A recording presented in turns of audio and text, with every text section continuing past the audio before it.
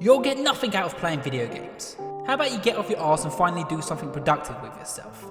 How do you expect to get a job if that's all you're going to do? See, these are probably some things that you heard if you grew up playing plenty of video games and didn't do much else with your time when you was younger. But little did they know you were learning a lot about yourselves and even what talents and skills you may have for the future.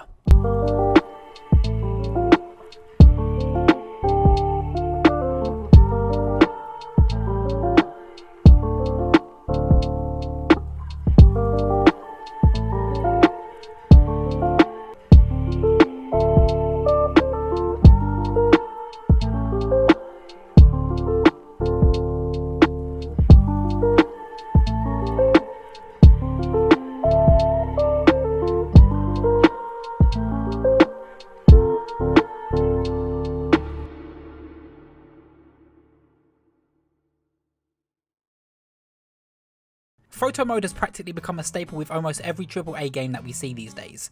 Photo mode has given the player the chance to pause the game and share all these amazing moments that they see with people around the world. If it's maybe the coolest headshot or even the lighting looks cool, you can freeze frame the game at that moment and capture that memory forever. Or even if you see your favourite hero in the coolest pose and you want to recreate something iconic, you can either freeze the game then and go ahead and do that, and also share that with people around the world and show your talents and love for something that you really enjoy. And this mode has done more for me personally than just capture a sweet moment of Batman. It has opened my eyes and imagination to photography. Ever since I played Forza Motorsport 2 in 2007 at the age of 11 years old, I was passionate about capturing that perfect image that I could. And in turn it caused me to love photography and cinematography as I got older. Even though it's very basic looking and you even look like a kid glued to a screen, I was actually learning the ins and outs of photography. Photo mode has become more than just a sharing tool, it has become a tool for people to learn and kids to find out what they can do. It's also a tool for people who can't afford to go out there and shoot high quality photos. You actually have the photos and cameras in your hand and you have the high quality settings and actors right there in front of you, and it's able to do that without spending a single penny past the game's rate.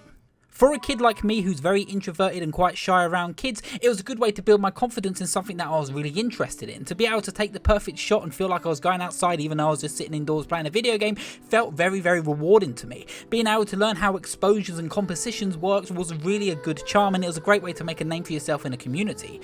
Even with games with map editors like Halo 3 or even Halo Reach, people used to find effective ways to make super cool effective shots. They used to find cool ways to exploit the effects and even colours of the game to make something that may look iconic and even funny at times. Even Red vs Blue wouldn't be anything that it was today without the exploit of the HUD and the camera in Halo 1. It's able to exploit this camera and capture all our silly adventures, and now if you look at Rooster Teeth, it's probably one of the most iconic names on the internet. And even during college I was actually very big into Gmod art, and it's some of the earliest forms of YouTube that I actually made on this channel. I remember making videos where I was making art for Zelda and even Mario, and you're probably seeing the footage right now on screen.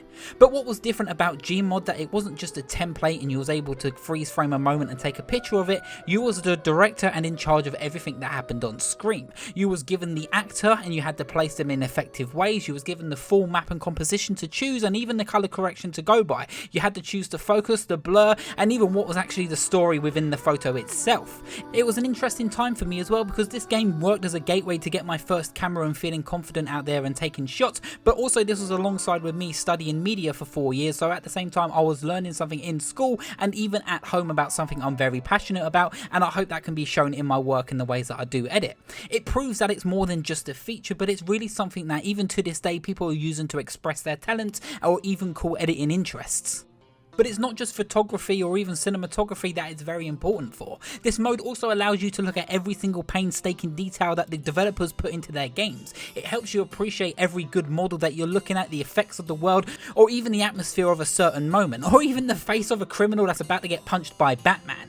It was a way to open players' minds, whether or not they're hardcore players or even just into game dev overall. It was a way for them to take in every keyframe animation of a brutal kill or attack. It was also a way for players to really appreciate how this world comes together so beautifully.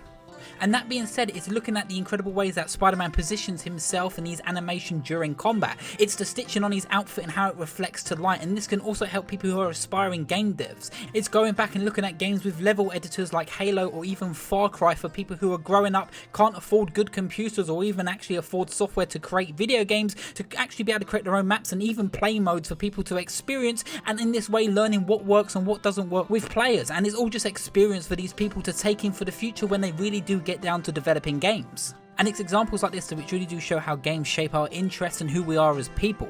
And if you don't understand how exposure works, then it's good that you have a camera mode where you're able to actually experiment with it and see how it actually works in game, or how to make a good composition, or even how to make certain modes in video games where players feel like it's a fair way to play a game. And these games allow us to easily change these examples and learn from it so quickly, with feedback that's given back to us instantly from around the world. And the fact that developers are putting these into games more and more really shows how much they appreciate the talents that people can pump out, and the fact that people will be able to share whatever they design or whatever they want to take a picture of really creates a sense of community, and even creates a sense of leaving their mark for whoever made or even took the picture. And that really is the importance of photo mode in video games, or even level editors in video games. It's showing your creativity, it's nurturing something that you might go into in the future, or it's even learning how to master how to take the perfect picture. Or if you just want to express yourself in any certain way, it's super important that you're able to experiment in these ways in gaming, and how the developers even allow you to look at every single detail within their worlds. So next time someone tells you to get out and play more sports, or stop playing video games because you're going to do nothing with your life, well, maybe show them the experiences that you shared with other people and the feedback that you've been given. Show them that you're actually into taking photos, or what you're actually able to do with your talent. This will surely show you a sense of confidence, and hopefully it'll give you something to do for the future. Or if you're like me right now making YouTube, maybe use that as a tool to get into YouTube or content creating, or even make a portfolio out of it. It's important that you learn and nurture from something that you're really interested in at a young age, and the fact that you're able to learn and nurture your talents at such a young age just from your fingertips in certain games is amazing. And for me, I think that is something worth holding on to and definitely worth experiencing, and that is the importance of photo mode in video games. Thank you everybody for watching this video. It was just a quick one I wanted to throw out there. I just sort of came up with it on the spot. I really hope you enjoyed this, and if you did, why not just subscribe and, you know, leave a like behind it. It does help the channel out quite a lot, and I hope to get to 1,000 subs at least by summer, or maybe by the end of the year. I will be uploading more videos every week, as I have done all this year so far. And if you did enjoy this video, once again, comment down below, maybe even share some of your pictures to my Twitter. I would like to see that. That would be pretty cool. And of course, I'll see you at the next checkpoint. Bye bye.